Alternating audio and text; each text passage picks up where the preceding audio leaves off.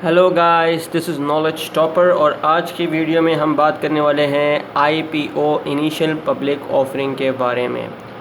एक बहुत ही इम्पोर्टेंट जो है ये टॉपिक है फाइनेंस के हवाले से। शेयर्स जब इशू करते हैं तो बहुत सारे लोग समझते हैं कि सेकेंडरी मार्केट जो है वो प्राइमरी मार्केट है, यानी हम जब स्टॉक एक्सचेंज पे जाके शेयर ख़रीदते हैं तो लोग समझते हैं कि हम प्राइमरी मार्केट में खड़े होकर बाय सेल कर रहे हैं। हालांकि बिल्कुल उल्टा होता है, क्योंकि जो हमारे पास जितनी भी स्टॉक एक्सचेंज मार्केट्स हैं वो सेकेंडरी मार्केट होती हैं, जबकि आईपीओ इनिशियल पब्लिक ऑफरिंग जो शेयर पहली दफ़ा इशू होता है उसे कहा जाता है। यानी फ़र्ज़ करें कोई भी कंपनी जो कि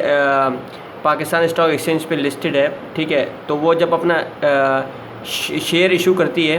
तो वो बेसिकली वो इनिशियल पब्लिक ऑफरिंग करती है। यानी जब भी कंपनी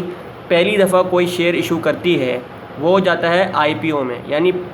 इनिशियल पब्लिक ऑफरिंग उसे कहा जाता है इनिशियल पब्लिक ऑफरिंग। यानी प्राइमरी मार्केट में जो पहली दफ़ा कंपनी शेयर इशू करती है, जैसे फ़र्ज़ करें एक कंपनी है, लेट से आप कह लें कि पीएसओ है, पाकिस्तान स्टेट ऑयल, वो जब अब उसको फ़र्ज़ करें कि ज़रूरत पड़ी है या उसको अपना कंपनी को एक्सपेंशन करना है या उसको कोई नया प्रोडक्ट लॉन्च करना है या फिर उसको जो है वो अपने जो है डेट्स यानी अपने जो कर्ज़े हैं वो पे करने हैं, तो उसको जब पैसों की ज़रूरत पड़ती है तो वो शेयर को इशू करता है। ठीक है ना, फ़र्ज़ करें 10,000 शेयर उसने इशू कर दिए 100 रुपये के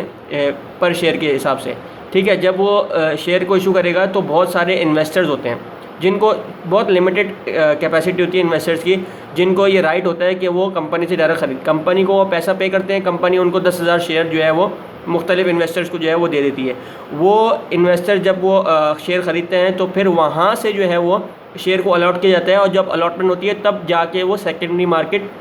यानी जो आपकी स्टॉक एक्सचेंज मार्केट होती है वहाँ जाके जो है वो शेयर लिस्ट होते हैं और वहाँ पे जो है उनकी बाइंग एंड सेलिंग होती है। हम जैसा आम बंदा जाके आईपीओ पे यानी किसी कंपनी से डायरेक्ट जाके शेयर नहीं ख़रीद सकता, उसके लिए इन्वेस्टर का होना ज़रूरी है और वो इन्वेस्टर को ही मिलते हैं शेयर्स। तो इनिशियल पब्लिक ऑफरिंग जो है वो ये होती है। तो इसके बाद जो है वो दो तरह की जो है इनिशियल पब्लिक ऑफरिंग होती है, टाइप्स जो है इसकी दो होती हैं। एक होती है फ़िक्स प्राइस इशू और एक होती है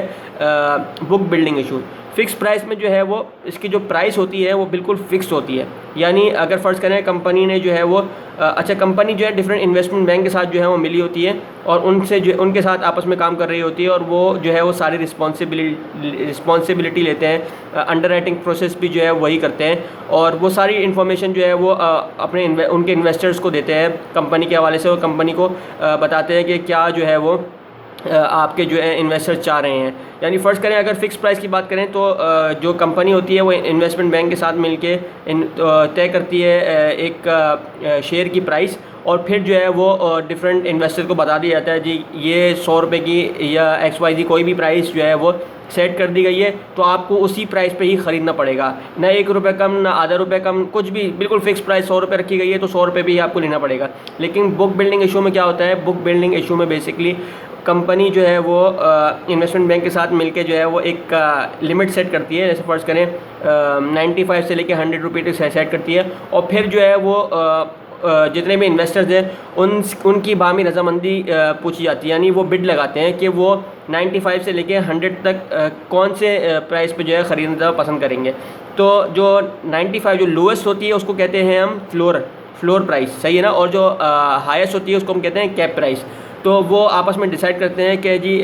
कितने पे हम ख़रीदना चाहते हैं, बिड लगाते हैं बेसिकली। तो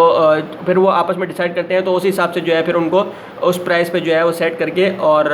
जो है वो शेयर्स जो है वो अलॉट कर दिए जाते हैं। तो उसके बाद होता क्या है कि जो कंपनी जो होती है वो अपना जितना भी पैसा जो इन्वेस्टर से ले लेती है वो अपने पर्टिकुलर जो भी उसको खर्च करना होता है किसी भी ऑपरेशन में, या जैसे मैंने आपको बताया कि या तो कंपनी को एक्सपेंशन करना होता है या कोई डेट पे करना होता है, कर्ज़ा कोई पे करना होता है या कोई नया प्रोडक्ट लॉन्च करना होता है, तो वो जो है वो डायरेक्टली जो है वो इन्वेस्टरों से पैसे लेके और वो उधर लगा देती है, जबकि इन्वेस्टर्स को शेयर अलॉट किए जाते हैं और वो सेकेंडरी मार्केट में सेल और परचेज हो रहे होते हैं, जो कि सेकेंडरी मार्केट होती है। यानी इनिशियल पब्लिक ऑफरिंग यानी फ़र्स्ट टाइम जो कंपनी शेयर इशू करेगी वो इन्वेस्टर बाय करेगा कंपनी से, ठीक है। लेकिन जो सेकंड टाइम होगा तो वो इन्वेस्टर के जो शेयर होंगे वो जाएंगे सेकेंडरी मार्केट में और वहाँ वो ट्रेडिंग होगी। तो कंपनी को एक ही दफ़ा फ़ायदा हो जाता है, कंपनी इन्वेस्टर से डायरेक्ट शेयर उनको दे देती है और उनसे पैसे ले लेती है। तो कंपनी का तो काम पूरा हो गया। बाकी जो काम आते रहते हैं सेकेंडरी मार्केट में, जो ऊपर नीचे होता रहता है रेट जैसा आप देखते हैं, तो वो फ़ायदा होता है इन्वेस्टर्स को, क्योंकि वहाँ पर जो है वो इन्वेस्टर जो है वो ज़्यादा पैसा कमा रहा होता है। तो जी इनिशियल पब्लिक ऑफरिंग में हमारे पास ये सारी इन्फॉर्मेशन थी आपके पास। और इसका एक और होता है कि रेड हेयरिंग प्रोस्पेक्टस भी होता है, जो कि कंपनीज़ को जो है वो जो कंपनी के बारे में जो है इन्वेस्टर्स को बता दिया जाता है कि कंपनी की क्या छोटी से छोटी इन्फॉर्मेशन उसके अंदर मौजूद होती है। तो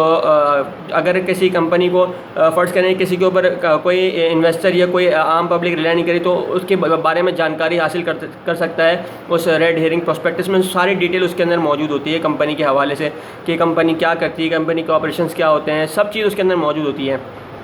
तो जी ये था हमारे पास आज का टॉपिक इनिशियल पब्लिक ऑफरिंग। उम्मीद है आपको समझ में आया होगा। अगर समझ में आया है तो हमारे पेज नॉलेज टॉपर को लाइक कीजिए, सब्सक्राइब कीजिए and don't forget to press the bell icon. Thank you जी वेरी मच। अल्लाह हाफिज़।